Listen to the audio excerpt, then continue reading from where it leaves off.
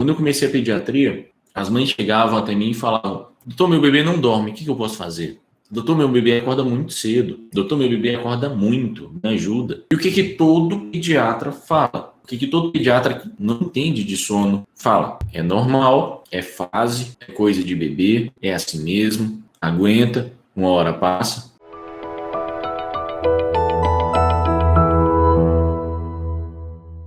Existem ainda 3 formas de lidar com o sono do bebê. Primeira, consultor do sono. Essa é mais fácil, essa é mais conhecida. Utiliza técnica obsoleta, que envolve deixar o bebê chorando, que envolve rotina rígida, que vai te dar uma planilha, que são as planilheiras. Segunda forma, disciplina positiva, criação com apego, essas coisas, que fala que tudo é normal, que romantiza os despertares, quanto mais despertares, mais ou menos isso, quanto mais despertares, melhor essa mãe, mais forte essa mãe, qualquer coisa do tipo, e que parece ignorar os efeitos que a privação de sono provoca nas pessoas, o que é igualmente absurdo. E 3, rotina de sono, tá? Também conhecido como higiene do sono, e é defendido pela Sociedade Brasileira de Pediatria. E essa foi a que eu mais me identifiquei, tá? E foi por onde eu comecei minha abordagem, e tudo aquilo fazia muito mais sentido para mim. Tirar a soneca para descansar durante o dia, ritual do sono para relaxar e dormir sem briga, ambiente do sono para você ter um sono de qualidade. E eu consegui melhorar bastante o sono dos bebês das minhas pacientes, mas não de todos. Quando eu achei que eu tinha encontrado a solução para as dificuldades do sono dos bebês, me deparei com isso. O que algumas conseguem fazer o bebê dormir a noite toda e outras não? Só lá no comecinho.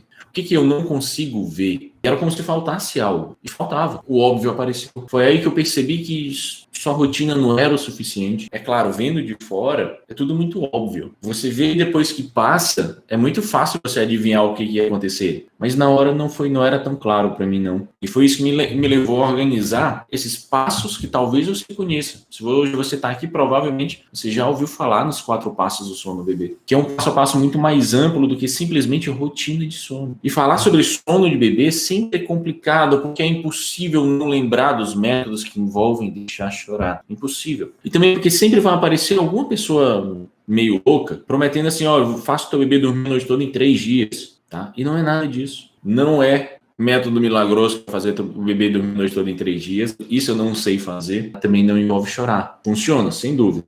Eu já tenho mais do que o suficiente de provas e depoimentos e para dizer, funciona.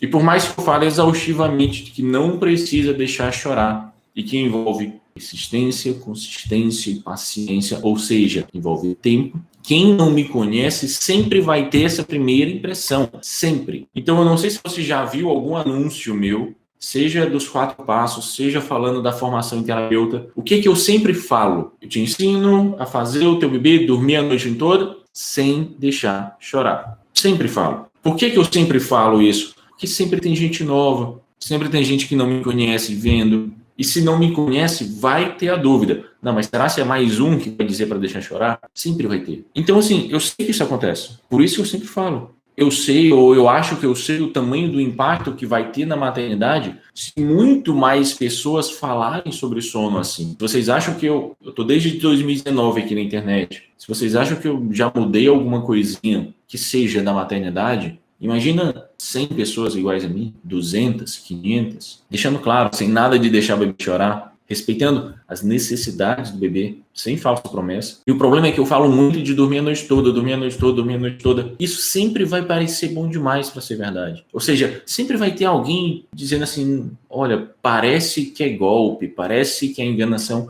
ou algo assim. Eu já até pensei em amenizar o discurso algumas vezes, mas se eu sei que dá para dormir a noite toda assim, por que eu falaria algo diferente? O meu protocolo que leva a mãe a noite inteira de sono, tá? Que eu chamo de P12, já tem um lastro muito grande. Foram milhares e milhares de mães. E é extraordinário, principalmente, o que está por trás de uma boa noite de sono. Maternidade mais leve, menos estresse, aproveitando mais paciência com o bebê. Quem que nunca perdeu a paciência com o bebê? Aquele bebê que chora de madrugada. Tudo que você queria era que ele dormisse. Parece que quanto mais você quer que ele durma, menos ele dorme, mais ele chora. Afinal das contas, isso aqui está longe de ser sobre sono. E sabe o que é isso aqui? Isso aqui é a nossa revolução.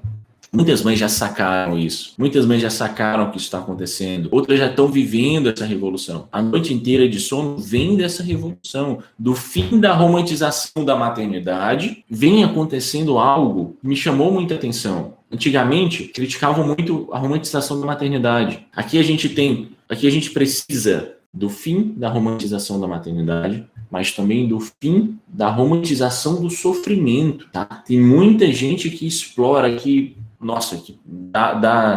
deixa claro, quanto mais você sofre, melhor mãe você vai ser, e não é assim, não precisa ser assim. Essa revolução de nunca aceitarem o discurso de que tudo é normal, nem tudo é normal, cara. Nem tudo é coisa, algumas coisas sim, são coisas de bebê, mas nem tudo. Então, se tem algum pediatra aqui me assistindo, saiba que o discurso que algum dia eu dei, que algum dia eu também já usei, e eu sei que provavelmente você usa, não vai mais ser aceito pelas mães daqui a pouquinho. Vai ser cada vez menos aceito, porque elas também estão vendo. Nem tudo é normal, nem tudo é coisa de bebê, nem tudo é fase. Eu odeio essa expressão. Ah, é fase, tá? E eu conto isso para vocês. Imagina se todos os dias a gente consegue dobrar a quantidade de mães que passaram a ter um bebê que dorme a noite toda, que conseguiram diminuir gradativamente seus despertares, o que já vai dando oxigênio para qualquer mãe. Ah, não, antes eu tinha 7 despertares, agora eu tenho 3. Pô, tem 3, ainda é muita coisa. Ainda é ruim acordar 3 vezes, mas para aquela mãe que acordava 7, 3 vezes está ótimo. Um despertar menos já é muita coisa para aquela mãe que se sente sufocada nesse ciclo sem fim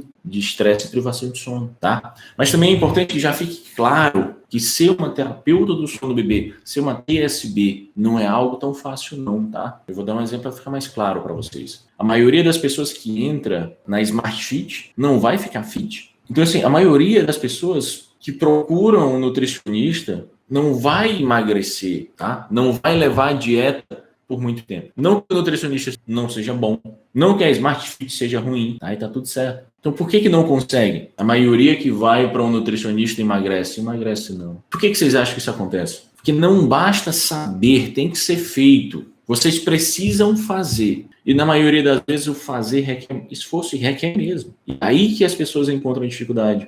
É por isso que tem tanto medicalização do emagrecimento. Tem tanto medicamento, compram tanto medicamento. Mas não é fácil, não é mágico, não. Então, ao mesmo tempo que eu falo que sim, é possível, se você está achando que vai ser fácil, não vai.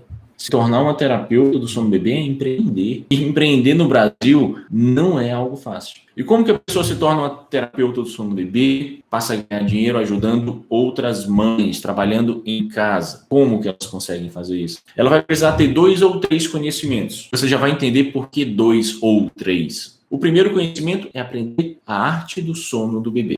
Conhecer o que efetivamente melhora o sono dele. O que melhora, o que não melhora. É o mais básico. Isso todas têm que ter. O segundo é entender com quem você está lidando. E esse ponto demorou até para mim. Quem você está ajudando. Tá? Existem os mais diferentes perfis de mães. Eu preciso muito mais acolher do que simplesmente orientar para fazer dar certo. Vocês são completamente diferentes. E entender que existem os mais diferentes perfis de mães é essencial, fundamental. São formas completamente diferentes de falarmos com cada uma delas. E esses 2 conhecimentos são obrigatórios. Obviamente, você tem que entender sobre sono, você tem que entender sobre os diferentes perfis comportamentais das mães, diferentes tipos de mães. E o terceiro conhecimento, para ser conhecido, é você ser conhecida. Ou seja, você atuar aqui na internet para que atraia pessoas interessadas. Mas saibam que esse não é um conhecimento obrigatório, apesar de ser recomendado. Se você souber atrair audiência para você, se você souber expor que você entende, que você domina o assunto, certamente seus resultados vão ser maiores. Então é recomendado, mas não é obrigatório. Agora a gente está apenas introduzindo de uma maneira mais lógica, claro para vocês o que é, o que não é uma terapeuta do sono do bebê, o que ela faz, o que ela não faz. Mas se você já souber, se você já chegar mais aquecida, vai ser muito melhor para você. Uma coisa que muita gente pergunta é, existe algum pré-requisito para se tornar uma terapeuta do sono do bebê, para trabalhar em casa, ajudando outras mães? Tem que ser da área da saúde? Isso eu recebo muito. E não, tá? Não tem. Tem terapeuta do sono do bebê que é policial, tem terapeuta do sono do bebê que é arquiteta, tem uma que é DJ, que é a que anima e faz as nossas festas. Então não precisa ser da área da saúde, não. Do que ela precisa? Saber ler. Saber executar o método, que é a parte mais difícil. Porque é igual uma receita de bolo. Se você seguir a receita, quem é que já fez bolo na vida? Se você seguir a receita, provavelmente esse bolo sai. Se você tentar trocar a ordem,